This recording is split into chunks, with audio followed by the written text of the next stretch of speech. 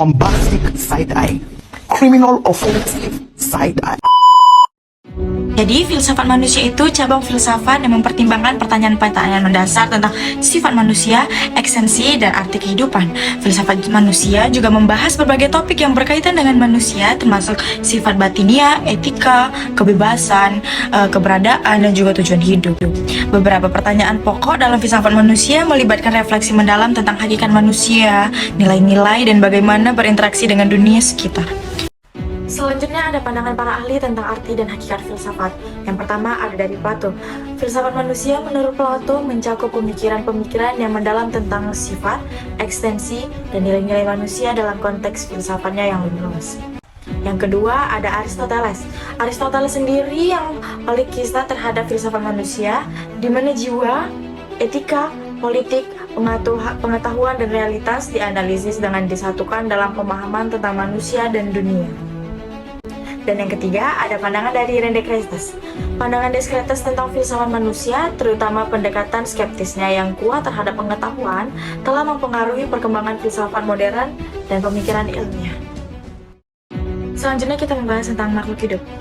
Keadaan makhluk hidup yang memiliki kemampuan untuk melakukan aktivitas metabolisme, bereproduksi, bereaksi terhadap rangsangan, dan berkembang biak. Asal-usul kehidupan masih menjadi misteri besar dalam ilmu pengetahuan. Namun teori yang paling diterima adalah teori evolusi yang menyatakan bahwa kehidupan berasal dari proses evolusi yang terjadi selama jutaan tahun. Ciri-ciri makhluk hidup yang pertama ada terdiri dari sel atau sel yang diselenggarakan. Yang kedua memiliki kemampuan untuk melakukan aktivitas metabolisme. Yang ketiga mampu bereproduksi. Yang keempat mampu bereaksi terhadap rangsangan.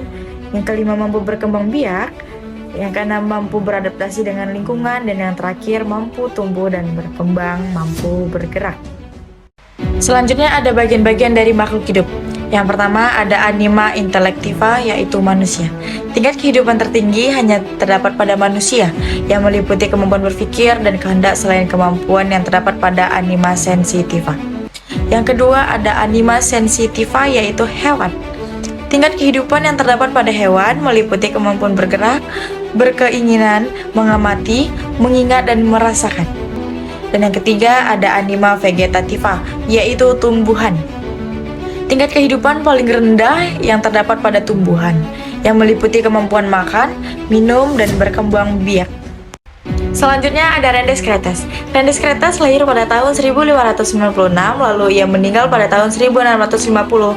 Adalah seorang filosof, matematikawan, dan ilmuwan Prancis yang dikenal sebagai tokoh sentral dalam gerakan pemikiran filosofis dan ilmiah pada abad ke-17. Descartes meninggal, tetapi warisannya terus hidup dalam banyak bidang, termasuk filsafat, matematika, dan ilmu pengetahuan.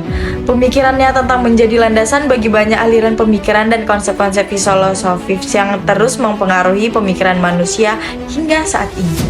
Poin kunci René Descartes. Yang pertama, pemahaman lebih luas, identifikasi masalah individu, perbaikan kualitas pendidikan, pengembangan sumber daya dan dukungan, evaluasi program dan kebijakan, peningkatan kesadaran, pengurangan stigma, pengembangan program pencegahan, pengaruh kebijakan lingkungan, dan yang terakhir, pengaruh pada riset lebih lanjut.